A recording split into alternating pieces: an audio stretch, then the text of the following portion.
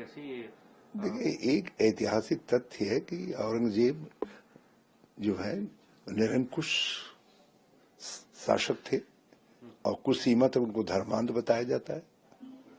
और ये भी ऐतिहासिक तथ्य है कि मुगल शासन के पतन की शुरुआत जो है उनकी इसी कट्टर पंथ के कारण हुई। अब कौन किसको क्या सर्टिफिकेट दे रहा है इस देश के अंदर, तो इस समय नेताओं ने सबको सर्टिफिकेट देने का अधिकार अपनी उसमें रख लिया। कॉपीराइट सबने अपनी अपनी जेब में रखा है। जो चाह रहा है, जिसको जिस तरीके का सर्टिफिकेट देना चाह रहा है दे रहा है। तो मैं उस पर कोई किसने किसको क्या सर्टिफिकेट दिया उस पर टिप्पणी नहीं करना चाहूंगा। लेकिन औरंगजेब की जो आम धारणा लोगों की है वो एक निरंकुश और एक धर्मांध शासक की है। और ये भी फैक्ट है कि उनके बाद जो है मुगल शासन का पतन हुआ।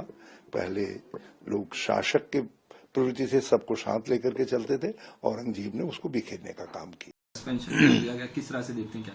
नहीं, देखिए, मैंने ऐसा कोई लफ्ज बोला नहीं और सोच भी नहीं सकता कि मैं किसी महापुरुषों के खिलाफ कोई बात करूं।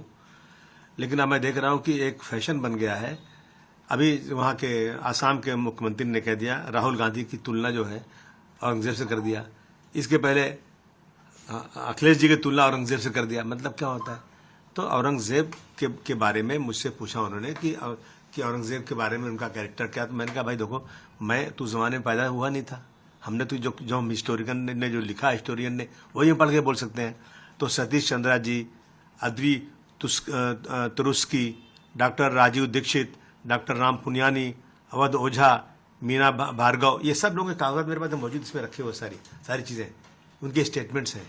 जो स्टेटमेंट्स हैं मंदिर के बारे में, जो डेवलपमेंट के बारे में, मैंने वही बोल दिया कि भारतवर्ष का उसका जीडीपी बहुत अच्छा था और जो है उन्होंने मंदिरों को दान भी दिया है। जो लिखा है इसमें, ऐसा नहीं कि मेरी मर्जी से, इसी तरह की स्टेटमेंट मैंने दिया और चला गया मैं। अब इससे एक बात है कि आपने महापुरुषों को अपमानित किया। इसमें अपमान कहाँ हुआ कि मैंने कैसे अपमान किया? मैं कभी जिंदगी में महापुरुषों का अपमान कर ही नहीं सकता हूँ।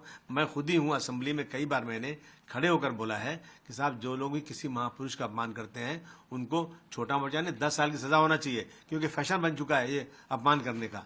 तो मैंने कहा किया। अब उसके ऊपर मुझे जो है पूरे सेशन के लिए सस्पेंड कर दिया गया है। मैं समझता हूँ ये नाइंसाफी है। आपने 2